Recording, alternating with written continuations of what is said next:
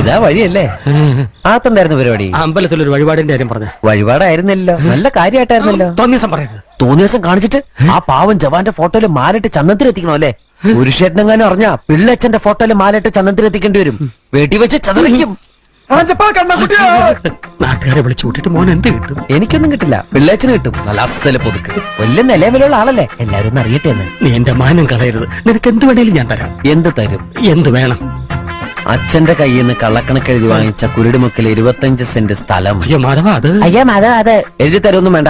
അവിടെ ഇത്തവണ എനിക്ക് വിത്തറക്കണം. അതെന്റെ ഒരു മോഹം. ഞാൻ പടവല വിട്ടിരിക്കുക. ആയിക്കോട്ടെ, അത് വിറ്റ് കഴിഞ്ഞാൽ എനിക്ക് വിത്തറക്കാലോ. ഇറക്കാം. പുറപ്പാടാം. പോകാൻ വരട്ടെ. ഇതൊക്കെ മറക്കാതിരിക്കാൻ ഞാനൊന്നും കൂടെ തന്നാലോ? വേണ്ട, ആരും കാണൂല. വേണ്ടെന്നേ. എന്നാ ചാടിക്കോ മോനെ. ഇന്ന് നീ അവിടെ കക്കാൻ കയറരുത്. ഇന്ന് അവിടുന്ന് എന്തെങ്കിലും പോയാൽ നാളെ എന്റെ തലയിലാവും. ഓ, എന്നാ മറ്റന്നാ